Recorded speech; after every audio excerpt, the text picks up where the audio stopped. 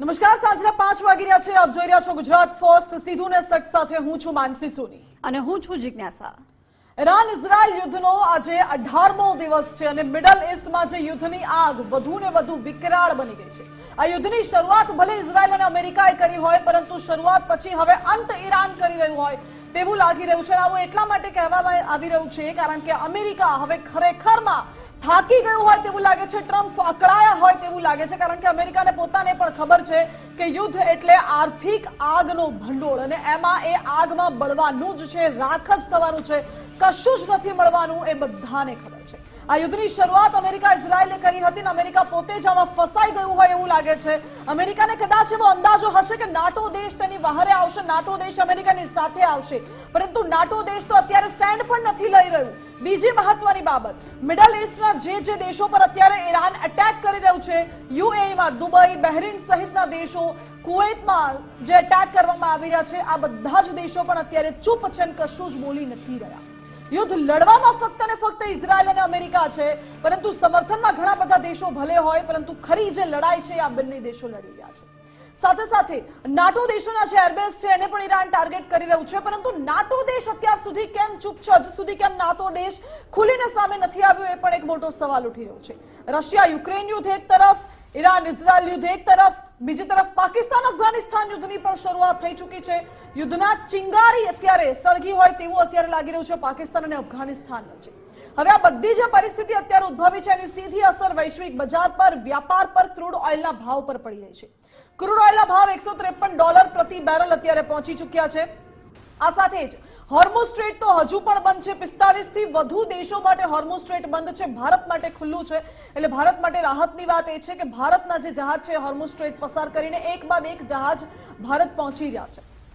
મહત્વની બાબત એ છે કે વિશ્વમાં ક્રૂડ ઓઇલની અછત અત્યારે સર્જાઈ રહી છે. સોના ચાંદીના ભાવ પર પણ તેની અસર વર્તાઈ રહી છે. હવે આ બધાની વચ્ચે યુદ્ધ ક્યારે સમાપ્ત થશે એ કહેવું મુશ્કેલ છે કારણ કે આશંકા શરૂઆતમાં એવી હતી કે થોડા સમયમાં યુદ્ધ સમાપ્ત થઈ જશે. ટ્રમ્પને પણ એવું લાગતું હતું કે 4 અઠવાડિયામાં તો હું આ યુદ્ધ આમ સમાપ્ત કરી લઈશ, પરંતુ હવે ક્યાંક ને ક્યાંક ટ્રમ્પ પોતાની જાળમાં ફસાઈ ગયો હોય, પોતે જ ખોડેલા ખાડામાં ફસાઈ ગયા હોય તેવું લાગી રહ્યું છે કારણ કે હોર્મુઝ સ્ટ્રેટ ઘણા સમયથી બંધ છે. નાટો દેશો તરફથી કોઈ રિએક્શન આવી નથી રહ્યા. મિડલ ઈસ્ટના દેશો અત્યારે ચૂપ છે અને અમેરિકા હવે બરાબરનું અકળાઈ ગયું હોય તેવું લાગે છે.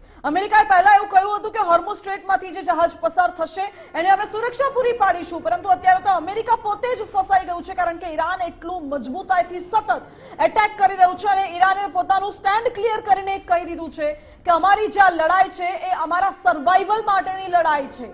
ઈરાને પહેલા શરતો પણ મૂકી હતી કે જો આ શરતો અમેરિકા માનશે તો અમે યુદ્ધ સમાપ્ત કરવા તૈયાર છે, પરંતુ હજુ સુધી અમેરિકાએ એ શરતોને આધીન કોઈ રિએક્શન નથી આપ્યું. બીજી મહત્વની બાબત, નેતન્યાહુ ક્યાં ગાયબ થઈ ગયા છે સવાલ સતત ઉઠી રહ્યો છે કારણ કે એક ઇમેજ સોશિયલ મીડિયામાં ખૂબ વાયરલ થઈ રહી છે. નેતન્યાહુનું જે પ્લેન છે, પ્રાઇવેટ એરક્રાફ્ટ છે, વિંગ્સ ઓફ ઝાયન, એ જર્મનીમાં દેખાયું હતું. તો શું નેતન્યાહુ ત્યાંથી નીકળી ચૂક્યા છે? ઇઝરાયલમાંથી નેતન્યાહુ ગાયબ થઈ ગયા છે કારણ કે છેલ્લી મેજર સિક્યોરિટી મીટિંગ્સ યોજાઈ હતી એમાં પણ નેતન્યાહુ નથી દેખાયા. સવાલો ઘણા બધા ઉઠી રહ્યા છે. નેતન્યાહુ ક્યાં ગાયબ થયા છે તેને લઈને પણ. શું નેતન્યાહુ ક્યાંક આગળ જતા રહ્યા છે, ઇઝરાયલ છોડી દીધું છે કે પછી કંઈક અલગ પ્લાનિંગ ચાલી રહી છે? એ પણ સવાલ છે. આ બધાની વચ્ચે બીજી મહત્વની બાબત એ છે, ઈરાનના જે સિક્યોરિટી લીડર હતા, ટોપ સિક્યોરિટી લીડર માનવામાં આવતા હતા અને IRGCના ચીફ પણ અલી લારીજાનીનું મોત થયું હોય તેવો પણ એક દાવો કરવામાં આવી રહ્યો છે, પરંતુ અલી લારીજાનીની એક પોસ્ટ પણ સોશિયલ મીડિયામાં વચ્ચે વાયરલ થઈ રહી છે. હકીકત શું છે આ વિશે આજે બધા મુદ્દાને ટાંકીને વાત કરવી છે જિજ્ઞાસા. બિલકુલ, ઈરાન ઇઝરાયલ યુદ્ધનો આજે 18મો દિવસ છે અને સતત 18મા દિવસે પણ ઇઝરાયલ તરફથી ઈરાન પર હુમલાઓ કરવામાં આવ્યા છે. ઈરાનમાં ખૂબ મોટું નુકસાન અત્યાર સુધી ઇઝરાયલ અમેરિકાએ કરેલા હુમલાઓથી થયું છે. આર્થિક રીતે ઈરાનને ઘણું મોટું નુકસાન થયું છે, એમાં શંકાને સ્થાન નથી. ખાસ તો આયાતુલ્લા ખામેનીનું મોત અને એમના ટોપ લીડરશિપમાંથી 40 જેટલા નેતાઓએ શરૂઆતી એર સ્ટ્રાઇકમાં જીવ ગુમાવ્યો હતો, પરંતુ ત્યાર પછી ઈરાન સતત મક્કમ જોવા મળી રહ્યું છે અને એ જ મક્કમતાથી, સક્ષમતાથી સતત યુદ્ધના 18મા દિવસે પણ ઈરાન ઇઝરાયલ પર પલટવાર કરી રહ્યું છે. 18 દિવસમાં શું બદલાયું છે? સ્ટ્રેટ ઓફ હોર્મુઝ બંધ થતા હતા, બંધ નથી કર્યું ઈરાને, પરંતુ એમના દુશ્મન દેશો છે ઇઝરાયલ, અમેરિકાની સાથે સાથે એમને સપોર્ટ કરનારા દેશો માટે થઈને ઇઝરાયલે હોર્મુઝ સ્ટ્રેટ બંધ રાખ્યું છે. જો કે એમના મિત્ર દેશો છે એમના જહાજોને હોર્મુઝ સ્ટ્રેટમાં કોઈ જ નુકસાન ઈરાન તરફથી નથી પહોંચાડવામાં આવી રહ્યું. જે ભારતની વાત કરીએ, શિવાલિક બાદ આજે વધુ એક જહાજ પણ છે એલપીજીનો જથ્થો લઈને, નંદાદેવી ભારત પહોંચી ચૂક્યું છે. પરંતુ ભારતમાં નહીં પરંતુ વૈશ્વિક સ્તરે વાત કરીએ તો જેમ ઈરાને કહ્યું હતું કે ક્રૂડ ઓઇલના ભાવ છે પ્રતિ બેરલ છે $200 માટે તૈયાર રહેજો, અને આ પરિસ્થિતિ આજે આવી ગઈ છે $150 પ્રતિ બેરલને પાર કરી ચૂક્યો છે ભાવ. અને આ બધાની વચ્ચે ઇઝરાયલ તરફથી આજે એવો દાવો કરવામાં આવ્યો છે કે ઈરાનના ટોપ લીડરશિપ પર હુમલો કરવામાં આવ્યો છે અને આઈઆરજીસીના ચીફ અલી લારીજાનીના મોતને અંજામ આપ્યું હોવાનો દાવો ઇઝરાયલ તરફથી. સૌથી મોટા ન્યૂઝ છે જિજ્ઞાસા આજના દિવસના છે, તમે કહી રહ્યા છો અત્યારે, કારણ કે ઈરાનના ટોપ લીડરશિપ એવું માનવામાં આવતું હતું કે સિક્યોરિટી લીડર છે અલી લારીજાની, જેના પર હુમલો કરવામાં આવ્યો છે, અને આ હુમલામાં આઈઆરજીસીના ચીફ અને સિક્યોરિટી લીડર અલી લારીજાનીનું મોત થયું હોય તેવો દાવો કરવામાં આવી રહ્યો છે. જિજ્ઞાસા, બિલકુલ, લારીજાનીના હુમલામાં મોતને ભેટ્યા છે અથવા ઘાયલ થયા છે એવો દાવો કરવામાં આવ્યો છે. જો કે એ મામલે કોઈ સબૂત નથી, પરંતુ ઇઝરાયલ તરફથી આ દાવો કરવામાં આવ્યો છે. સોમવારે રાત્રે હુમલો કરાયો હતો, એમાં ખૂબ મોટું નુકસાન થયું હોવાનો દાવો કરવામાં આવ્યો છે. બીજી તરફ આ બધાની વચ્ચે લારીજાનીનો એક પત્ર પણ વાયરલ થયો છે, અને એમાં એમને કહ્યું સૈનિકોના મોત પર એ દુઃખ વ્યક્ત કરતા જણાઈ રહ્યા છે. એટલે કે જ્યાં માર્યા હોવાનો દાવો થઈ રહ્યો છે ને એમનો એક પત્ર પણ વાયરલ થયો છે જેમાં સૈનિકોના મોત પર એ દુઃખ વ્યક્ત કરી રહ્યા છે. બીજી તરફ હોર્મુઝ સ્ટ્રેટને લઈને ડોનાલ્ડ ટ્રમ્પ ફરી એક વખત અકળાયા છે અને એવું કહી રહ્યા છે કે અમારે અન્ય કોઈ દેશોની મદદની જરૂર નથી. એ ડોનાલ્ડ ટ્રમ્પ કે જે પોતાના સ્ટેટમેન્ટો વારે વારે બદલે છે, છેલ્લા એક અઠવાડિયામાં જ ટ્રમ્પ અલગ અલગ નિવેદનો હોર્મુઝ સ્ટ્રેટને લઈને આપી ચૂક્યા છે. ડોનાલ્ડ ટ્રમ્પનું 5 દિવસ પહેલા એવું સ્ટેટમેન્ટ હતું કે હોર્મુઝ સ્ટ્રેટ બંધ કરવામાં આવ્યું છે. વિશ્વના તમામ દેશો છે, શક્તિશાળી દેશો છે, ખાસ કરીને ચીન છે, આવા મોટા દેશો પોતાના યુદ્ધ જહાજોને હોર્મુઝ સ્ટ્રેટમાં મોકલે એવી વાત કરાઈ હતી. એ જ ડોનાલ્ડ ટ્રમ્પ આજે એવું કહી રહ્યા છે કે અમારે કોઈની મદદની જરૂર નથી, અને ખાસ તો ઈરાનને કાગળ પરનો વાઘ છે એ ટ્રમ્પ તરફથી ગણાવવામાં આવ્યું છે. ડોનાલ્ડ ટ્રમ્પ હવે બરાબરના અકળાયા છે, કારણ કે ડોનાલ્ડ ટ્રમ્પ સવાલ એ ઉઠે છે કે શું નાટો દેશ વગર ડોનાલ્ડ ટ્રમ્પ હવે હાલની પરિસ્થિતિમાં યુદ્ધ એકલા લડવા માટે અસમર્થ છે? આ પણ સવાલ ઉઠી રહ્યો છે. બીજો સવાલ, શરૂઆત ભલે ટ્રમ્પ અને ઇઝરાયલ, અમેરિકા ઇઝરાયલ મળીને કરી હોય, પરંતુ અત્યારે જે પરિસ્થિતિ છે આખી વિપરીત થઈ ચૂકી છે. ઈરાન ક્યાંક ને ક્યાંક હાવી થઈ રહ્યું છે, એ પણ એક મુદ્દો ઉઠી રહ્યો છે. આ બધાની વચ્ચે ઇઝરાયલના નેતન્યાહુ છે, નેતન્યાહુ ક્યાં ગયા છે એ પણ એક સવાલ ઉઠી રહ્યો છે. સિક્યોરિટી મીટિંગ્સમાં નેતન્યાહુ નથી દેખાઈ રહ્યા. આ સાથે સાથે ડોનાલ્ડ ટ્રમ્પ હવે શું કરી રહ્યા છે? ડોનાલ્ડ ટ્રમ્પ છેલ્લા એક અઠવાડિયાથી જે રીતે સ્ટેટમેન્ટ્સ બદલી રહ્યા છે, જે રીતે ડિસિઝન્સ બદલી રહ્યા છે, એ જોતા લાગી રહ્યું છે કે શું ડોનાલ્ડ ટ્રમ્પ હવે બરાબરના અકળાઈ ગયા છે, અને પોતાના ડિસિઝનથી હવે શું ડોનાલ્ડ ટ્રમ્પ પોતે જ ભરાઈ ગયા હોય તેવું તેમને લાગી રહ્યું છે. આ પ્રકારના ગંભીર ઘણા બધા સવાલ ઉઠે છે, અને હવે આ યુદ્ધ આગળ કઈ દિશામાં આગળ વધવાનું છે, આખા મુદ્દાને લઈને વિસ્તારથી વાત કરવી છે, ચર્ચા કરવી છે. આપણી સાથે ડિફેન્સ એક્સપર્ટ પણ જોડાઈ ગયા છે. ડિફેન્સ એક્સપર્ટ આપણી સાથે લલિત રાવલ જોડાઈ ગયા છે. લલિતજી, સ્વાગત છે આપનું ગુજરાત ફર્સ્ટમાં. લલિતજી, યુદ્ધની શરૂઆત અમેરિકા ઇઝરાયલે કરી હતી, પરંતુ અત્યારે તો હવે ઈરાન એકલા હાથે વૈશ્વિક મહાસત્તા અને ઇઝરાયલ જેવા દેશ પર ભારે પડી રહ્યું હોય એવું લાગી રહ્યું છે. ટ્રમ્પ બરાબરના અકળાયા છે અને એક અઠવાડિયાથી અલગ અલગ નિવેદન આપી રહ્યા છે, ક્યારેક લેફ્ટ ક્યારેક રાઈટ. એમની નિવેદનબાજી જે જોવા મળે છે એના પરથી સ્પષ્ટ ખબર પડી જાય કે ટ્રમ્પ હવે પોતે રૂઘવાઈ ગયા છે.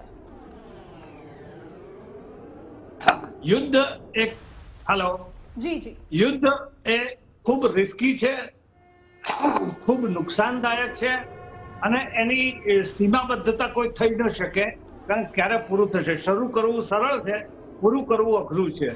આજે જયારે ઈરાન માટે અમેરિકાએ અને ઇઝરાયલે મળીને જયારે શરૂઆત કરી, ત્યારે કદાચ એમની શક્તિમાં, એમની સામરિક શક્તિમાં, એમની છુપી એમની સિસ્ટમ બાબતે કદાચ એ લોકો થાપ ખાઈ ગયા હશે.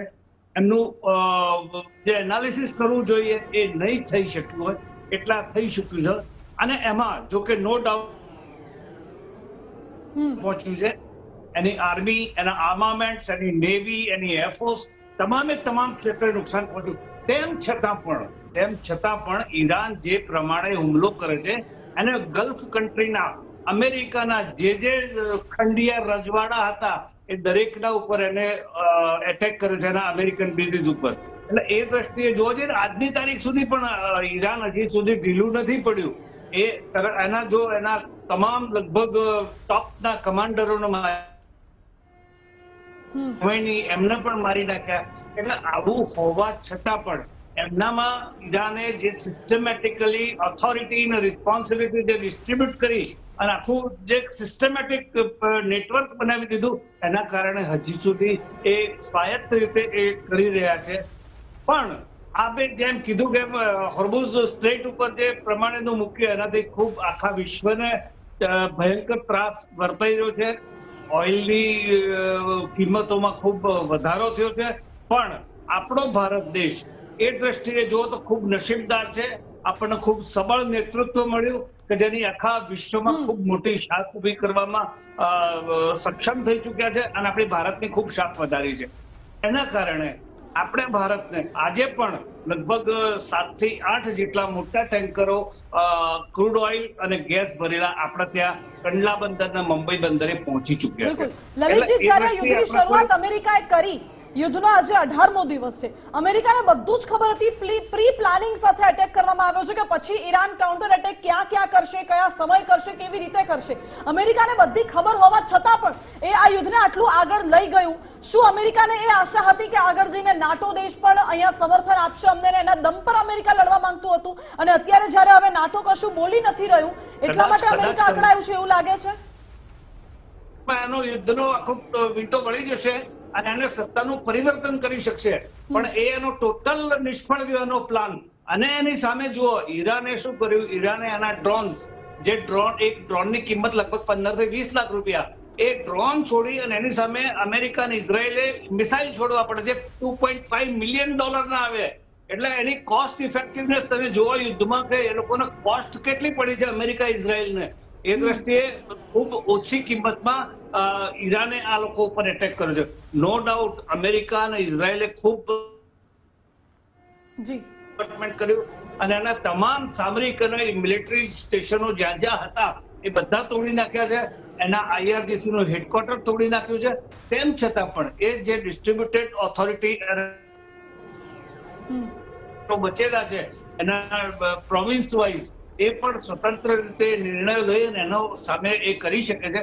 અને હજી પણ એ ઈરાન પાસે કેટલા છુપાવેલા હજી મિસાઇલ્સ નો સ્ટોક છે એની આપણને ખબર નથી. કદાચ અમેરિકા પણ એની જાણમાં નથી. એ કારણે અને બીજું રશિયા તરફથી અને ચાઇના તરફથી એમને જે સામરિક આર્મામેન્ટની જે મદદ મળી રહી છે એનાથી પણ એ અત્યાર સુધી ટકી રહ્યા છે. હવે અમેરિકાએ જયારે આવી ઉફતમાં આવીને હોશ ખોઈ જયારે ઈરાન ઉપર એટેક કરી દીધો ત્યારે એને આવું કલ્પના પણ નહીં હોય કે ઈરાન આટલું આપણને કરશે. આજે વિશ્વનો સર્વશક્તિમાન ગણાતો કહેવાતો દેશ આજે બધા પાસે ભીખ માંગવા માંડ્યો કે ભાઈ તમે મદદ આવો, તમે મદદ આવો. આપણને ખબર છે કે અમેરિકા પાસે વૈશ્વિક મહાસત્તા અત્યારે વિશ્વના દેશો પાસે આશા રાખી રહ્યું છે કે સમર્થન આપે. અમેરિકા પાસે કેટલા હથિયારો છે એ પણ આપણને ખબર છે. પણ નલિનજી, આપે કહ્યું હમણાં કે ઈરાન પાસે કેટલા હથિયારો છે હજુ ખબર નથી. ઈરાન અત્યારે એ સ્ટ્રેટેજી અપનાવી રહ્યું છે, એક એક કરીને પોતાના પત્તા ખોલી રહ્યું છે. સ્ટ્રેટેજી એ છે કે ઈરાનની બંદૂકમાં કેટલી ગોળીઓ છે કોઈને ખબર જ નથી. ઈરાન પાસે માત્ર પ્રોક્સી સંગઠનો છે, હુતી, હિઝબુલ્લાહ, હમાસ અને IRGC જેનું મેઇન છે. હવે ઈરાન શું આ બધાના દમ પર અત્યારે યુદ્ધમાં આગળ છે કે પછી પાછલા દરવાજેથી કોઈ દેશ ઈરાનને મદદ કરી રહ્યું છે? આપનું શું આંકલન છે? યુદ્ધ એકલા ખાલી શસ્ત્રોથી નથી લડાતું. એના માટે આયોજનબદ્ધ સ્ટ્રેટેજિક પ્લાનિંગ સાથે હોવું જોઈએ. જે પ્લાનિંગ વગર હિંસો કરીને પડ્યા જેમ અમેરિકાએ, એટલે ખૂબ ખુવારી એ પણ ભોગવી ચુક્યા છે. એમના પણ ઘણા સૈનિકો, એમના મોટા સૈન્ય જહાજો, એમના યુદ્ધના વિમાનો ઘણા તૂટ્યા છે.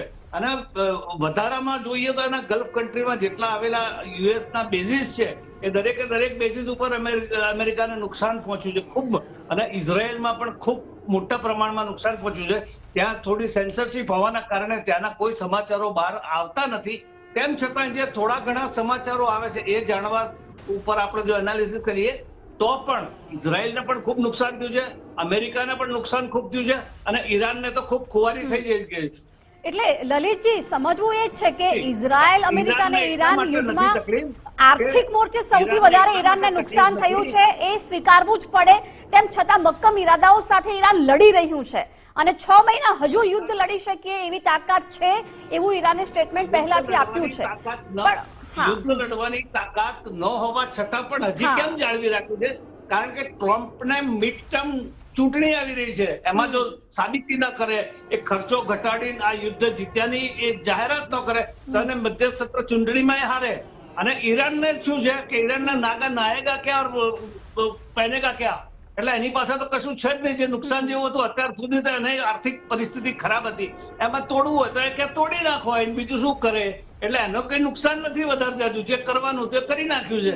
એટલે એ હવે છટકવા માંગતું નથી. એ કે અમે સામે કરીશું, એની જેટલી ક્ષમતા બચી છે એ પ્રમાણે કરે છે, અને વધતા એના સાથી દેશો તરફથી જે સાધનો મળે છે એના ઉપયોગથી એ કરે છે. પણ એ પાછું પડે એમ નથી. એનું કારણ કે હવે એને ગુમાવવાનું કશું નથી, થઈ ગયું છે ગુમાવવાનું હતું.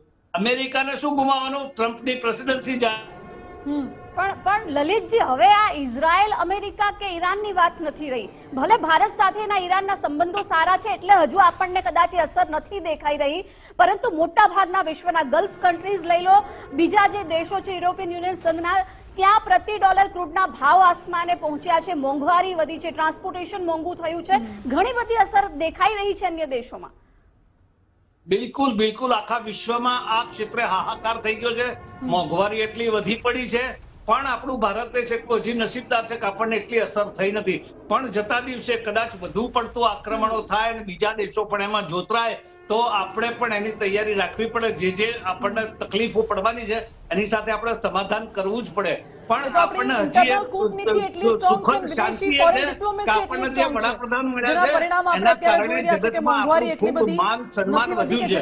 અને હજી પણ અમેરિકા, યુરોપ અને બધા દેશો અત્યારે હાલ ભારત તરફ મીટ પાડીને બેઠા છે કે આ યુદ્ધને રોકાવામાં જો એકમાત્ર વ્યક્તિ હોય જે મદદરૂપ થઈ શકે એ આપણા માનનીય નરેન્દ્ર મોદીજી છે.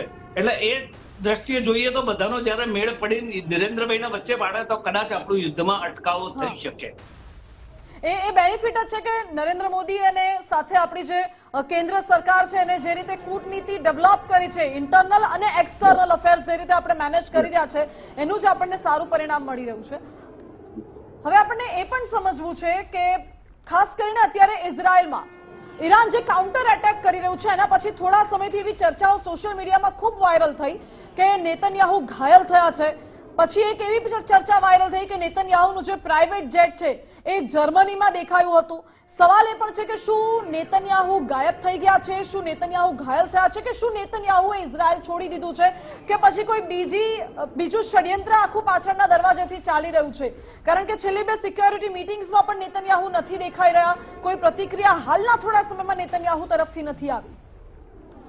આમાં શું છે બેન, વોર ગોસિપ્સ ઘણી બધી ચાલતી હોય છે અને ઇટ ઇઝ એ સાયકોલોજીકલ વોરફેરનો એક પાર્ટ છે. ખોટા ખોટા ગપગોળા મારવા, આપણે જેમ પડીકા છેડવાની વાત કરીએ ને ગુજરાતમાં, એ આ પડીકા છેડવાની વાત હોય છે કે હજી સુધી કોઈ ઓથેન્ટિક એના ન્યૂઝ આપણને ઇન્ટરનેશનલ ન્યૂઝ ચેનલોમાંથી ક્યાંથી જાણવા મળ્યા નથી. એટલે આ મારી દ્રષ્ટિએ તો હજી ગોસિપ જ હોઈ શકે. કારણ કે જો નેતન્યાહુને કંઈ પણ થયું હોત તો 100% એનું કંઈકનું કંઈક ડિક્લેરેશન થયું હોય, પણ એની કંઈક ને કંઈક કોઈ ટેક્ટિક્સ, કોઈ ટેકનિક કાં તો કોઈ ટ્રીકના આધારે એ કંઈક બીજું કરવા માંગતા હોય, એના કારણે આ બધું એનું આયોજન કર્યું હોય એવું મને લાગે છે. અચ્છા, અગર આ અફવા હોય તો બીજી એક એ પણ વાત વહેતી થઈ છે કે ઈરાનના જે હાલના સુપ્રીમ સિક્યોરિટી લીડર કહેવાય છે અલી લારીઝાનીનું ઇઝરાયલના એટેકમાં મોત થયું છે. જો કે ઈરાને સત્તાવારે તેમાં પુષ્ટિ નથી કરી, પરંતુ એવું પણ માનવામાં આવે છે કે અલી લારીઝાની ઈરાન માટે ખૂબ મહત્વના અધિકારી હતા અને સાથે સાથે ઘણા બધા અધિકારીઓને ટાર્ગેટ કરીને ઇઝરાયલે અટેક કર્યો હતો, જેમાં અન્ય ઘણા અધિકારીઓ પણ માર્યા ગયા હોય તેવા રિપોર્ટ્સ કે પછી એવી ચર્ચાઓ સોશિયલ મીડિયામાં વહેતી થઈ છે. એ બાબતે આપનું શું આંકલન છે, આપનું શું માનવું છે કે શું આ જે સોશિયલ મીડિયામાં વાત થઈ રહી છે સાચી હોઈ શકે? આમાં શું છે કે આમાં ઇઝરાયલના મોસાદ અને CIA સાથે મળી અને ઈરાનના ટોપના કમાન્ડરો છેલ્લા ઘણા સમયથી એના ઉડાડતા આવ્યા છે અને એમને ખૂબ સફળતાપૂર્વક માર્યા છે. એટલે એ કદાચ હજી પણ એમ કહું છું કે કદાચ મારી પણ નાખ્યો હોય ને, પણ આ એક પ્રોપોગન્ડાનો જે ચાલે છે ને કે વોરનો જે, એમાં આવા બધા ગોસિપ્સ આવતા જ હોય અને એના ઉપર એટલું જ્યાર સુધી ઓથેન્ટિક આપણી પાસે સમાચાર ના આવે ત્યાં સુધી માનવાના કોઈ કારણ નથી મારી દ્રષ્ટિએ. બિલકુલ, એમ તો વાત મોજતુબા ખામીને લઈને પણ ફેલાવવામાં આવી કે કોમામાં છે અથવા એમને ઘાયલ કરી દીધા છે. સુપ્રીમ લીડરની જાહેરાત પછી મોજતુબા ખામીને ઓફિશિયલી હજુ ક્યાંય દેખાયા નથી. સવાલ તો એને લઈને પણ હતા. પણ લલિતજી, હવે યુદ્ધ 1 અઠવાડિયું ચાલશે, ત્યાંથી લઈને શરૂ થયેલું આ યુદ્ધ હવે 18 દિવસે પણ વધારે વિકરાળ બની રહ્યું છે. આગળના દિવસોમાં આપણે કેવી રીતે આ યુદ્ધને વિસ્તરણ કરી શકીએ છીએ, કારણ કે બીજા કોઈ મોટા દેશો આમાં સીધી રીતે સપોર્ટમાં ઉતર્યા હોય ઈરાનના, એવું પણ અત્યારે હજુ સામે નથી આવતું. પણ બેન, હું હજી ટૂંક સમયમાં યુદ્ધ ખતમ થાય એવું મને દેખાઈ નથી રહ્યું. કારણ કે ગલ્ફ કન્ટ્રીઓ પણ એમની પાસે જે સંસાધનો છે એ થકી ઈરાનને કંઈકનો કંઈક પાઠ શીખવાડવા માટે સામે આવશે. અને જ્યારે 2-4 થી વધુ દેશો સંકળાઈ અને જ્યારે એટેક કરે એકબીજા ઉપર, તો એ યુદ્ધ જલ્દી પતવાનું લાગતું નથી. કારણ કે અમેરિકા પાસે નો ડાઉટ સામરિક શક્તિ બહુ જ વધારે છે અને જગતમાં સૌથી વધુ એની પાસે છે. ઇઝરાયલ પણ બહુ પાવરફુલ છે, એ પણ ઢીલું ઢાલું નથી. અને ઈરાનની મદદે રશિયા અને ચાઇના જે સાથે, જો કે ચાઇનાની એટલી બધી મદદ હજી મળી શકે એમ નથી, કારણ કે ચાઇના પોતે અત્યારે ડાવાડોલ હાલક પરિસ્થિતિમાં છે આર્થિક રીતે, એટલે એની નથી. પણ તેમ છતાં એની ખૂબ મદદ થઈ રહી છે અને એના કારણે યુદ્ધનો હમણાં નજીકના ભવિષ્યમાં અંત આવે એવો દેખાતો નથી. બલકે મને તો આ યુદ્ધ થોડું વિસ્તરતું હોય ને એવું મને લાગી રહ્યું છે, કારણ કે હજી એનું ટર્કી એટેક થવાનું બાકી છે. કારણ કે આ મુસ્લિમ ક્ષેત્રનો જે એનો પ્રોપોગંડા કરવા હતો ને, ઉમ્મા એનું બનાવવાનું, એ ઉમ્મા હજી બન્યું નથી. એ ઉમ્માને તોડવા માટેના કંઈક કારસાઓ જે રચાયા છે, એના પેટે હું કહી શકું, એના તહત કે ભાઈ આમાં યુદ્ધ અટકશે નહીં, કદાચ થોડું વધશે. અચ્છા લલિતજી, સમયનો અભાવ છે, આપનો ખૂબ ખૂબ આભાર અમારી સાથે જોડાવા માટે. એટલે એક્સપર્ટ્સનું તો એવું માનવું છે કે અત્યારે જે યુદ્ધની પરિસ્થિતિ છે એ હાલની પરિસ્થિતિ ઇનિશિયલ સ્ટેજમાં છે. ભલે 18 દિવસ વીતી ગયા છે, પરંતુ યુદ્ધની જે પરાકાષ્ઠા કહીએ કે જે પીક સ્ટેજ કહીએ, પીક સ્ટેજ હજુ પણ આવવાનો બાકી છે. એનો સીધો અર્થ એ થાય છે કે આગામી દિવસોમાં હજુ પણ યુદ્ધ વધુ વિકરાળ બનશે અને હજુ પણ ઘણા બધા દેશો આ યુદ્ધની આગમાં સળગે તેવી પણ એક આશંકા વ્યક્ત કરવામાં આવી રહી છે. મુજતબા ખામેનીને લઈને પણ કહેવાય રહ્યું છે કે મુજતબા ખામેની પોતે અત્યારે ઘાયલ હોવાનો દાવો કરવામાં આવી રહ્યો છે. જો કે છતાં પણ ઈરાન મજબૂતીથી યુદ્ધ લડી રહ્યું છે, તો કોના કહેવા પર, કોના ઈશારા પર, કોણ તેની પાછળ છે, કોણ તેને હથિયારો સપ્લાય કરી રહ્યું છે, આ બધા રહસ્યો હજુ ઘેરાયેલા છે. જો કે સ્પષ્ટતા અને હકીકત એ છે કે ઈરાન હજુ પણ વધુ વિકરાળ યુદ્ધમાં ઉતરી શકે એવી ઈરાનની કેપેસિટી છે, પરંતુ 18મા દિવસે અમેરિકા થાકી ગયું હોય એવું સ્પષ્ટ જોવા મળે છે. હવે આ આગળના દિવસોમાં કેવો વળાંક લે છે, કઈ દિશા તરફ જાય છે, એના ઉપર નજર રહેશે. પડે અપડેટ્સ આપના સુધી પહોંચાડતા રહીશું. આ સાથે સીધું ને સટમાં અત્યારે બસ આટલું જ. વધુ સમાચાર માટે આપ જોતા રહો ગુજરાત ફર્સ્ટ. નમસ્કાર.